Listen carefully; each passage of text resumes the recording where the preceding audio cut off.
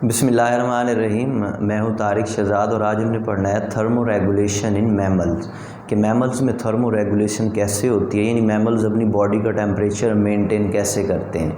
ये important long question के तौर पर आता है, आप इसे मार्क करें। इंपॉर्टेंट लॉन्ग क्वेश्चन है और आपने इसको सॉल्व कैसे करना है इसे हमने देखना है। ये थर्मो रेगुलेशन स्ट्रेटजीज़ के तौर पर भी ये लॉन्ग क्वेश्चन आता है। इस लॉन्ग क्वेश्चन को सॉल्व करने का तरीका ये है कि पहले उसने थोड़ा सा इंट्रोडक्शन दिया है कि थर्मो रेगुलेशन में क्या क्या होता है और ये मैमल्स एंडोथर्म्स क्यों हैं।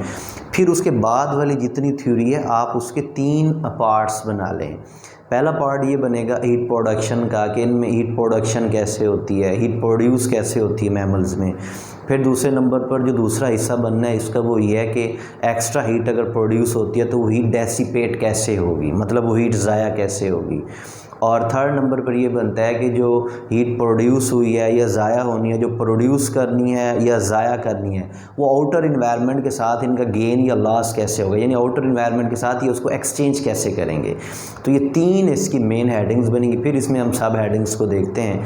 एक बात याद रखें, अगर आपको आता भी है, आपने रट्टा लगा के याद किया हुआ भी है, लेकिन आपको बेहतर तरीके से लिखना नहीं आता, आपके कभी भी पूरे मार्क्स नहीं आ सकते। ये बात जहन में रख लें। यानी जो भी टॉपिक है, एक बात तो ये है कि अगर आप उसको सीक्वेंस के साथ याद करेंगे तो वो आपको ज़्यादा वक्त के लिए याद रहेगा। और अगर आप 1 हफ़्ते बाद 2 हफ़्ते बाद अगर उसी टॉपिक को दोबारा देखते हो तो आपको 10 मिनट में याद हो जाएगा। लेकिन अगर आपने उसको एक बेतुके हिसाब के साथ रट्टा मार के रखा हुआ है, रट्टा रात तक होता है, सुबह उठेंगे रट्टा ख़त्म होगा, फिर आपको दोबारा रट्टा लगाना पड़ेगा। तो हर टॉपिक का असूल बना लें कि आप उसको आसान तरीके से उसकी सीक्वेंस बनाएँ। सीक्वेंस बनाने के बाद फिर आप उसे याद करें और एक तो आपको ये याद करने में आसानी होगी और दूसरे नंबर पर जब याद हो जाएगा फिर उसको याद रखने में भी आसानी होगी कि अगर आप उसे पहले अगर आपने उसको आधा घंटा लगा के तैयार किया था तो जब आप दोबारा उसे देखेंगे तो वो 10 मिनट में आपको तैयार हो जाएगा, यानी बार बार आपको रट्टा लगाने की ज़रूरत नहीं पड़ेगी। तो इसलिए चीज़ों को ऐसे लेके चलें कि सीक्वेंस के साथ याद करें कि ये टॉपिक है, इसकी ये सीक्वेंस है। और सीक्वेंस का तरीका ये होता है बात से आगे बात निकालें, यानी एक बात से अगली बात को जोड़ें, वो आपके याद करने में आसानी होगी और याद रखने में भी आसानी होगी। अदरवाइज़ बुक्स में कुछ बातें होती हैं जो आगे पीछे लिखी हुई होती हैं, तो टीचर का यही काम होता है, वो आपको एक सीक्वेंस बना के देता है ताकि आपको उन चीज़ों को इकट्ठा करने में और उनकी सीक्वेंस बनाने में आसानी हो, ताकि आपको याद करने में आसानी हो। इसीलिए ये इम्पोर्टेंट लॉन्ग क्वेश्चन है। इस लॉन्ग क्वेश्चन को मैं ऊपर लिख भी देता हूँ, ये इम्पोर्टेंट लॉन्ग क्वेश्चन है। और इस लॉन्ग क्वेश्चन को याद करने का तरीका ये है कि सबसे पहले उसने थोड़ा सा एंडोथर्म्स का इंट्रोडक्शन दिया है। उसके बाद जो उसने अगली बात की है कि इन मैमल्स में जो हीट प्रोड्यूस होती है वो प्रोड्यूस किन तरीक़ों से होती है, यानी हीट प्रोडक्शन का क्या तरीका है। फिर उसने अगले नंबर 3rd नंबर पर बात की है कि हीट प्रोडक्शन के बाद अगर हीट एक्स्ट्रा है तो हीट डेसिपेशन क्या होगी, ये उसकी अगली हेडिंग बनती है। अब हीट प्रोडक्शन हीट डेसिपेशन के बाद 3rd नंबर पर आएगा कि जो हीट अगर इन्वायरमेंट के साथ रेगुलेट करनी है, अगर ज़्यादा है तो इन्वायरमेंट को देंगे, कैसे देंगे, और अगर इनमें कम है तो इन्वायरमेंट से लेंगे या ख़ुद प्रोड्यूस करेंगे तो कैसे करेंगे। मतलब इन चीज़ों को उसने डिस्कस किया। तो ये इनकी सीक्वेंस बनती है। पहली हेडिंग बनेगी मैमल्स में हीट प्रोडक्शन कैसे होती है। दूसरी हेडिंग बनेगी कि मैमल्स में हीट डेसिपेशन कैसे होती है, ज़ाया कैसे करते हैं। और 3rd नंबर पर फिर हीट एक्सचेंज कैसे होती है, यानी इन्वायरमेंट से अगर उन्हें लेनी है तो कैसे लेंगे और अगर इन्वायरमेंट को देनी है तो कैसे देंगे। मोस्टली इन्वायरमेंट से जो लेने के तरीके हैं वो हम पढ़ चुके हैं। यहाँ वो सिर्फ बताएगा कि हम इन्वायरमेंट को डोनेट कैसे करते हैं, मतलब इन्वायरमेंट को रिलीज़ कैसे करते हैं। ये सारा इस टॉपिक से मतलब इन टॉपिक से रिलेटेड ये बातें थी। कोशिश करें आप इसको इसी सीक्वेंस के साथ प्रिपेयर करें। तो सबसे पहले उसने कहा कि मैमल्स में बर्ड्स भी आ जाते हैं, मैमल्स में ह्यूमंस भी आ जाते हैं, और चीज़ें भी हैं मैमल्स में, मैरन मैमल्स भी हैं। अच्छा, बर्ड्स और ह्यूमंस के बारे में वो बताता है कि ये एंडोथर्म्स है, हमें पता है, वो हम लास्ट टाइम पढ़ चुके हैं। एंडोथर्म्स उन एनिमल्स को कहते हैं जो इंटरनल हीट प्रोड्यूस करते हैं और वो इनफ होती है, उनको बाहर के इन्वायरमेंट के साथ मतलब वो ज़रूरत नहीं होती कि वो बाहर के इन्वायरमेंट से लें। हाँ, एक्स्ट्रा हो जाते तो डेसिपेट कर देते हैं, ले देते हैं, इनको हम एंडोथर्मिक कहते हैं। तो ये एंडोथर्म्स हैं। एंडोथर्मिक नेचर की वजह से जो है इनको एक मखसूस टेम्परेचर मेंटेन करना पड़ता है। हमारे ह्यूमंस के केस में वो 36 to 38 सेल्सियस होता है, जबकि बर्ड्स के केस में ये थोड़ा सा ज़्यादा होता है, यानी 38, 39 to 40, 41 के करीब होता है। तो इनको ये रेगुलेट करना पड़ता है, चाहे वो ह्यूमंस हैं या बर्ड्स हैं। यहाँ उसने सिर्फ ह्यूमंस के बारे में बताया कि ये रेगुलेट करते हैं। अब एंडोथर्मिक नेचर और मैमल्स और बर्ड्स की एंडोथर्मिक नेचर ने इन दोनों को मुहैया किया या रिस्पॉन्सिबल है, यानी मैमल्स और बर्ड्स में एंडोथर्मिक नेचर होना ही इनका रिस्पॉन्सिबल है कि वो उनमें हाई मेटाबॉलिक रेट रखेगा। हाई मेटाबॉलिक रेट का मतलब है कि इनमें हीट प्रोडक्शन ज़्यादा होती है, heat production round the clock होती है, 24 घंटे हर वक्त हीट प्रोड्यूस होती है, मेटाबॉलिज्म इनका चलता है, तो हाई मेटाबॉलिक रेट होता है और यही रिस्पॉन्सिबल है कि availability of energy round the clock, वो इनको हर वक्त हर टाइम हीट प्रोवाइड करेगा, एनर्जी प्रोवाइड करेगा। ये दो बातें। अच्छा, अब इन्हीं दो का रिजल्ट क्या निकलता है कि एंडोथर्मिक की वजह से ये खसूसियत रखते हैं, ये प्रॉपर्टी रिस्पॉन्सिबल इनमें अडॉप्टेशन की। कैसे कि इनकी वजह से ये जिस माहौल में भी अपनी हीट प्रोड्यूस कर सकते हैं, यानी अगर ये ठंडे इन्वायरमेंट में हैं तब भी इनका इतना मेटाबॉलिक प्रोसेस होता है कि वो इतनी हीट प्रोड्यूस करेगा, ये बॉडी के टेम्परेचर को हल्का फुल्का रेगुलेट करेंगे narrow range, with in narrow range के अंदर। तो इसी वजह से ये इंतहाई ठंडे इलाकों में भी जहाँ ये सर्वाइव कर सकते हैं, वहाँ जिस तरह रशिया कंट्री के कुछ मतलब वो इलाके हैं, सिटीज़ हैं जहाँ इंतहाई लोएस्ट पॉसिबल टेम्परेचर होता है, हर चीज़ फ्रीज़ हो जाती है, पानी फ्रीज़ हो जाता है, तो वहाँ भी लोग सर्वाइव करते हैं। तो क्योंकि वो बॉडी हीट इतनी होती है और वो उस इन्वायरमेंट के मुताबिक अपने आप को एडॉप्ट कर गए हैं। तो वाइडर डाइवर्सिटी, यानी दुनिया के हर कोने में तकरीबन ठंडे इलाके में पाए जाते हैं, गर्म इलाके में पाए जाते हैं, नॉर्मल इन्वायरमेंट में पाए जाते हैं, और distribution of diversified region of earth, दोनों का मतलब तकरीबन सेम है कि मुख्तलिफ इलाकों में जो दुनिया के फैले हुए हैं हर जगह पे ये दो जानदारों की मौजूदगी होती है। ये तो था इनका इंट्रोडक्शन के बारे में, उसने एंडोथर्मी के बारे में बताया। अब असल बात है, लेकिन ये इसका हिस्सा है लॉन्ग क्वेश्चन का। अच्छा, और अगली बात ये, इस क्वेश्चन से रिलेटेड, लॉन्ग क्वेश्चन से रिलेटेड कोई डायग्राम नहीं है। जो इसमें डायग्राम बनी हुई है वो अगले क्वेश्चन की है, इस क्वेश्चन की नहीं। इसमें आपने वो डायग्राम नहीं बनानी, इस क्वेश्चन की कोई डायग्राम नहीं है। और नंबर 1 अब हमने देखना है जी। अब पहली बात, इनमें हीट प्रोडक्शन कैसे होती है, यानी इन्होंने हीट जो प्रोड्यूस करनी है वो हीट प्रोडक्शन कैसे होती है। इन मैमल्स में जो हीट प्रोडक्शन होती है वो 3 तरीक़ों से है। शीवरिंग थर्मोजेनेसिस के ज़रिए होती है, नॉन शीवरिंग थर्मोजेनेसिस के ज़रिए होती है, और ब्राउन फैट है। यानी ये 3 चीज़ें हैं जो हीट प्रोड्यूस करने की रिस्पॉन्सिबल हैं। अब आसान सा है, शीवरिंग थर्मोजेनेसिस उसे कहते हैं, ये फिर आप अलग अलग हेडिंग बना के लिखेंगे ताकि आपके एग्जामिनर के लिए आसानी हो, उसे आसानी से नज़र आ सकें। शीवरिंग थर्मोजेनेसिस क्या है? शीवरिंग थर्मोजेनेसिस का मतलब होता है मसल कॉन्ट्रैक्शन के थ्रू, यानी जो मसल कॉन्ट्रैक्शन नॉर्मल होती है वो नॉर्मल से थोड़ी इंक्रीज होती है, जब वो इंक्रीज़ होती है तो उसकी वजह से हीट प्रोड्यूस होती है। इसकी भी रीज़न है, लेकिन वो फिर हम टॉपिक से आउट हो जाएंगे। और आप कोशिश करें मैक्सिमम अपने सिलेबस से रिलेटेड रहें, अपनी बुक से रिलेटेड रहें, थोड़ा से थोड़ा एक्स्ट्रा लिखें, ज़्यादा एक्स्ट्रा ना लिखें। ज़्यादा एक्स्ट्रा लिखेंगे ये टाइम का ज़्यादा होगा और उसका फ़ायदा नहीं होगा आपको। तो इसलिए आप कोशिश करें, हाँ समझने के लिए आप उन चीज़ों को समझ सकते हैं कि इसका मैकेनिज़्म क्या है, लेकिन लिखें आप अपनी बुक से लिमिटेड रहें, थोड़ा सा एक्स्ट्रा लिखें, ज़्यादा एक्स्ट्रा ना लिखें। तो ये मसल कॉन्ट्रैक्शन ये होते हैं, वहाँ एटीपी की हाइड्रोलाइसिस होती है मसल कॉन्ट्रैक्शन की वजह से। तो मसल कॉन्ट्रैक्शन से एटीपी हाइड्रोलाइसिस होती है, उससे हीट रिलीज़ होती है, वो इस टेम्परेचर को रेगुलेट करती है या बढ़ा देती है। Next one is non shivering thermogenesis. Non shivering thermogenesis का मतलब ये होगा कि अगर हार्मोनल हीट प्रोडक्शन होती है, यानी हार्मोन्स की एक्टिविटी की वजह से हीट प्रोडक्शन होती है, तो कैसे होती है वो नॉन शीवरिंग कहलाती है। मैंने यहाँ लिख दिया है, आपकी बुक में एक है, आप एक और भी लिख लें कि 2 तरह के हार्मोन्स हैं, ग्लूकोकॉर्टिकॉइड और थायरॉक्सिन। सोर्स ये है, थायरॉक्सिन हार्मोन प्रोड्यूस होता है थायराइड ग्लैंड से, और ग्लूकोकॉर्टिकॉइड प्रोड्यूस होता है एड्रीनल कॉर्टेक्स से। एड्रीनल कॉर्टेक्स और थायराइड ग्लैंड्स ये दोनों हार्मोन्स ये मुख्तलिफ तरह के ये 2 हार्मोन्स प्रोड्यूस करते हैं, और ये हार्मोन्स हीट प्रोडक्शन के रिस्पॉन्सिबल। फिर इनका अपना मैकेनिज्म कैसे हीट प्रोड्यूस करते हैं उनका कंसर्न नहीं है, उसे हम नहीं देखते। ये एक दूसरा मुकम्मल हो गया, यानी पहली आपने शीवरिंग देखी है, दूसरी आपने नॉन शीवरिंग देखी है। जो 3rd नंबर पर है वो है ब्राउन फैट, कि ब्राउन फैट कैसे एनर्जी प्रोड्यूस करते हैं, ये हीट प्रोड्यूस करते हैं। मैमल्स में ये रैपिड हीट प्रोडक्शन है, यानी तेज़ी से हीट प्रोड्यूस करता है। ये लाइन MCQs के तौर पर भी आती है, और ब्राउन फैट बजाते खुद शार्ट क्वेश्चन है।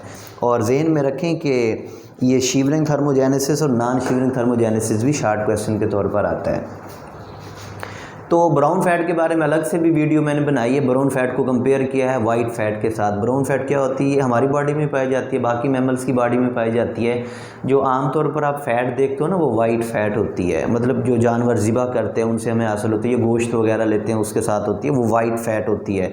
चाहे वो वाइट है या उसका कलर पेल येलो हो, वो वाइट ही कंसीडर होती है, क्रीम कलर की होती है, वो वाइट ही कंसीडर होती है, और वो हमारी बॉडी में मैक्सिमम वही पाई जाती है। यानी वो तकरीबन जो है हमारी बॉडी का 14 to 25% मैन में होती है, और 15 to 35 या 16 to 35 के करीब वो वोमेंस में होती है। तो मतलब उसकी डिफरेंट वो है, रेशो है मेल और फीमेल्स में, लेकिन वो वाइट होती है। ह्यूमन के केस में भी ऐसे ही है। तो जो ब्राउन फैट है वो थोड़ी और चीज़ होती है, वो भी हमारी बॉडी में पाई जाती है, मतलब किडनी के गिर्द होती है, एब्डोमेन में भी होती है, बाकी बॉडी ऑर्गन में भी होती है। वो और चीज़ है, वो रैपिड हीट प्रोडक्शन के लिए होती है, और उसका कलर जो है ब्राउन इसलिए होता है, उसे ब्राउन फैट कहते इसे हैं कि वो जिन एडिपोज टिश्यूज़ पर, फैट एडिपोज टिश्यूज़ पर मुश्तमिल होती है। तो उस एडिपोज टिश्यूज़ के साथ साथ माइटोकॉन्ड्रिया की क्लोज पैकेजिंग होती है, यानी माइटोकॉन्ड्रिया भी उन फैट सेल्स के साथ पाया जाता है। और माइटोकॉन्ड्रिया याद रखें आयरन रिच होता है, तो माइटोकॉन्ड्रिया में आयरन होता है, आयरन उसको ब्राउनिश अपीयरेंस देता है माइटोकॉन्ड्रिया को। माइटोकॉन्ड्रिया फिर जिन सेल्स के साथ अटैच है वो उनको ब्राउनिश अपीयरेंस देती है। तो इसी वजह से हम इसे ब्राउन फैट कहते हैं। ये शार्ट क्वेश्चन है, इसमें जो बातें बताई हैं थोड़ी सी आप एक्स्ट्रा लिख देंगे तो इसका वेट पूरा कर देंगे, ये शार्ट क्वेश्चन के तौर पर है। अब एक पार्ट आपने पढ़ लिया कि हीट प्रोडक्शन कैसे होती है। अब आप देखेंगे कि अगर एक्स्ट्रा हीट प्रोडक्शन हुई है तो वो डेसिपेशन कैसे होगी, वो वेस्ट कैसे होगी, रिलीज़ कैसे होगी।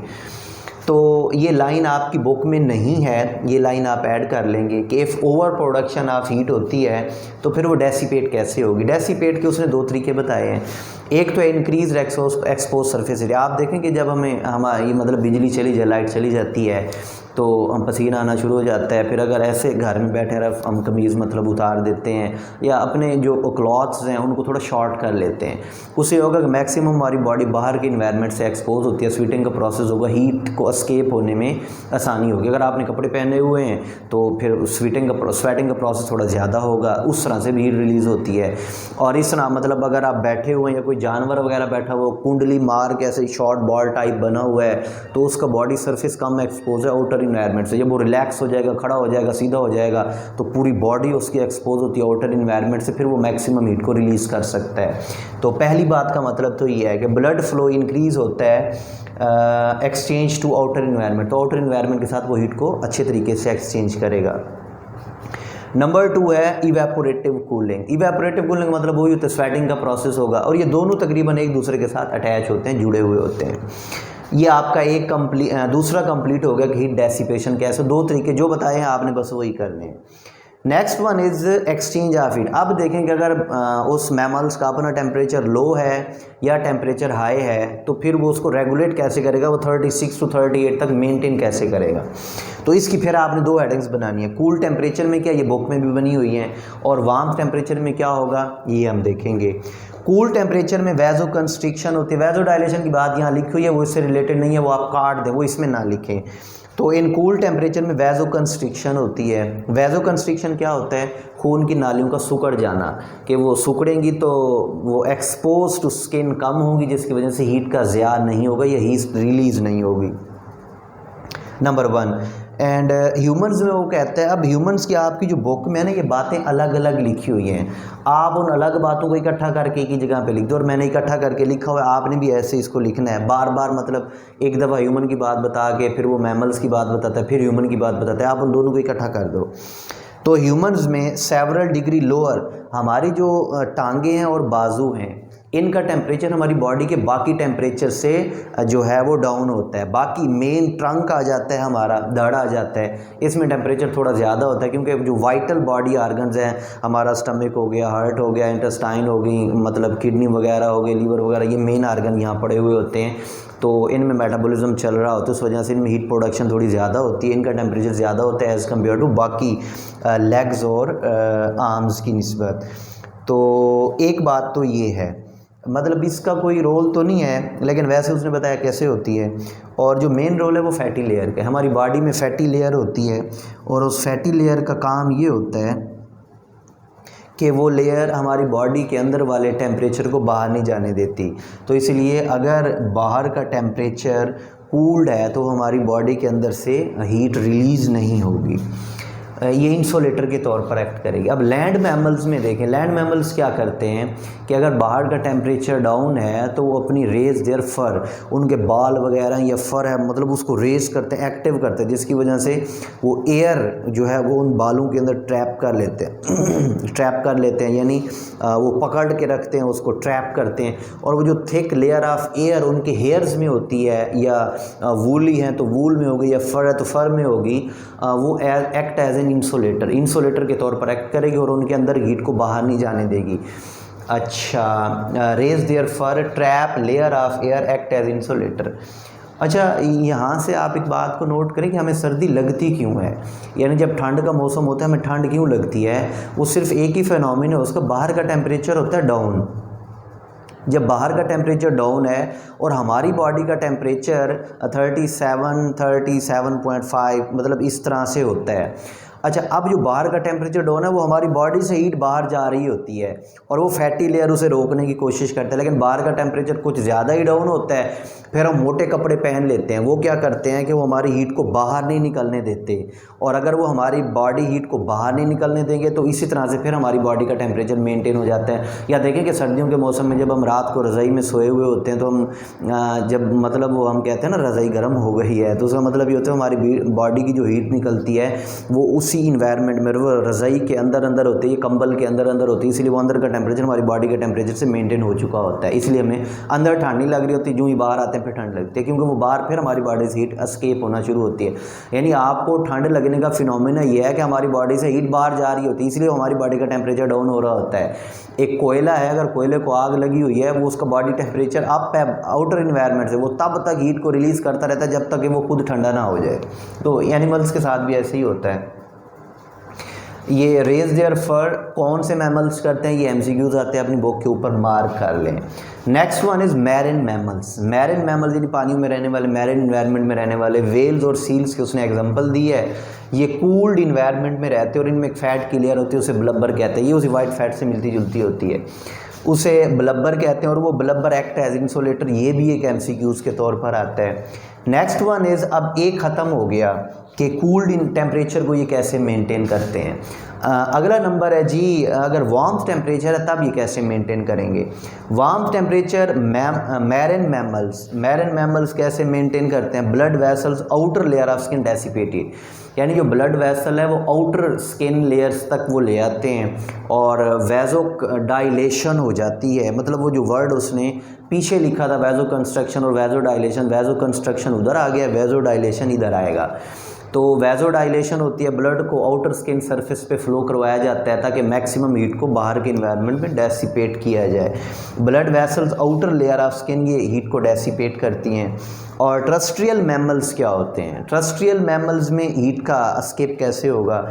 इवेपोरेटिव कूलिंग होती है, स्वेटिंग का प्रोसेस होता है, उस तरह वो अपना बॉडी टेम्परेचर जो है कम अगर ज़्यादा हो रहा है तो वो कम करते हैं, बाहर के इन्वायरमेंट में छोड़ देते हैं। पेंटिंग का प्रोसेस होता है, ये रेस्पिरेटरी ट्रैक, जिसने डॉग वगैरह उसने जो है गर्मियों के मौसम में, अभी जिस तरह माहौल चल रहा है हमारा, गर्मियों के मौसम में किसी दरख्त के नीचे बैठा हो, तेज़ तेज़ सांस ले रहा होता है और ज़बान उसने बाहर अपनी निकाली होती है, ज़बान के ऊपर से जो वाटर है वो ड्रॉप बाय ड्रॉप गिर रहा होता है, और वो जो वाटर ड्रॉप बाय ड्रॉप गिर रहा होता है वो गर्म पानी होता है और वो एक इवेपोरेटिंग कूलिंग है। आमतौर पर हम कहते हैं कि डॉग को ज़बान पे पसीना आता है, पसीना तो नहीं कह सकते, बस वो एक प्रोसेस है जिसमें वो ड्रॉप बाय ड्रॉप निकलता है और हम इसे टेक्निकल लैंग्वेज में नाम देते हैं पेंटिंग का। तो वो भी एक सोर्स है कि गर्म पानी निकलेगा और उसकी बॉडी का टेम्परेचर थोड़ा रेगुलेट हो जाएगा। तो ये रेस्पिरेटरी ट्रैक मॉडिफिकेशन है, ये एमसीक्यूज़ के तौर पर आता है और ये डॉग में फिनोमिना होता है। नेक्स्ट वन है सलाइवा एंड यूरिन, यानी थूक के ज़रिए और यूरिन के ज़रिए बैट्स चमगादड़ें वगैरह ये मेंटेन करते हैं। ये बात भी एमसीक्यूज़ के तौर पर आता है। एक बात जहन में रख लें, आपकी प्रेजेंटेशन जितनी बेहतर होगी उतना मतलब आपके चांसेस है कि आपको पूरे नंबर मिलेंगे। बाकी तैयारी टेस्ट से होती है, किसी एकेडमी को ज्वाइन करें और वहाँ जितना टेस्ट सिस्टम अच्छा होगा वो उतनी अपनी आपकी प्रिपरेशन को ईजी बनाएगा, क्योंकि आपकी जितनी ज़्यादा प्रैक्टिस होगी तो उतना ज़्यादा आपको अच्छी तरीके से एग्ज़ाम एग्ज़ाम की प्रिपरेशन का मौका मिलेगा। तो कोशिश करें, ये एक लॉन्ग क्वेश्चन के तौर पर आता है, बाकी जो शॉर्ट जहाँ जहाँ है वो मैंने बता भी दिए हैं, निशान भी लगा दिए हैं। इस तरीके से अगर आप इसको सॉल्व करेंगे तो इंशाल्लाह आपका 0.5 नंबर भी नहीं कटेगा, पूरे नंबर आप हासिल करेंगे। अल्लाह हाफिज़।